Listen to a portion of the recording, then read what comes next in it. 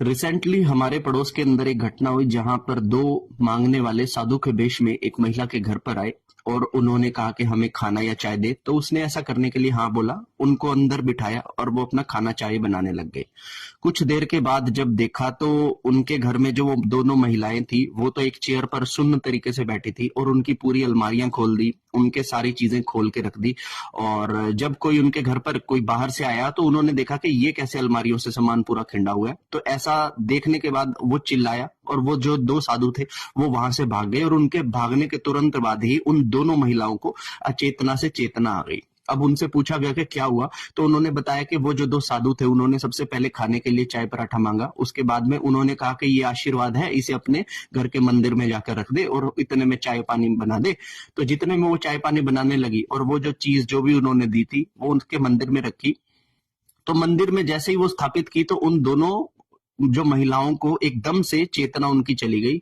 उन दोनों ने उन महिलाओं को चेयर पे बिठा दिया और उन्होंने पूरी अलमारियां खोल के सामान उनका फिरोलने लग गए और जैसे ही बाहर खटखटा हुआ तो वो दोनों अपनी चीज को भी उठाकर ले गए और भाग के चले गए।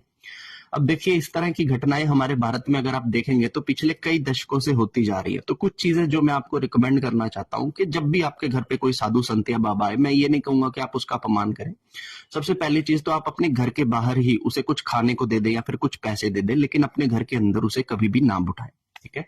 दूसरी चीज, जब भी कभी ऐसा मांगने वाला कोई आपके घर पर आए, कोई साधु संत के भेष में आए और वो कोई चीज अगर आपको दे कि ये अपने मंदिर में स्थापित करे, तो एक चीज हमेशा ध्यान रखना कि कभी किसी की दी हुई चीज को अपने मंदिर में डायरेक्ट कभी मत पहुंचा देना, क्योंकि वहां पे आपके घर की पॉजिटिविटी बिलोंग करती है, वहां पे आपकी देवता जो होते हैं वो बैठे होते हैं। लेकिन अगर किसी ने कोई ऐसी मलिन चीज जिसे मूत्र के अंदर, मल के अंदर भिगो के उसको अर्पित करके भेज दिया हो, तो यहाँ पे जैसे ही वो चीज आप रखेंगे मंदिर में, आपके देवता वहां से चले जाएंगे और कोई भी तंत्र क्रिया उस समय पर आपके घर में हो सकती है। और तीसरी चीज, कभी भी अगर घर के अंदर सिर्फ महिलाएं हैं और इस तरह के कोई बाबा भगत आपके द्वार पर आ जाते हैं, तो कभी भी महिलाएं प्रॉपर दरवाजा खोलकर उनसे जो है वार्ता ना करें, क्योंकि इन लोगों के पास एक ऐसा नेत्र वशीकरण भी होता है जो ये महिलाओं की नेत्रों में देखकर उसे सम्मोहित कर देते हैं और बहुत सारी उल्टी चीजें वो कर सकते हैं उसके बाद।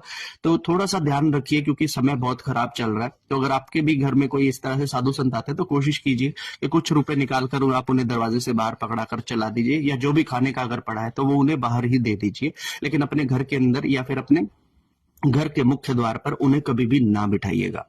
आशा करता हूं कि आप मेरी इस बात को समझेंगे। हर हर महादेव।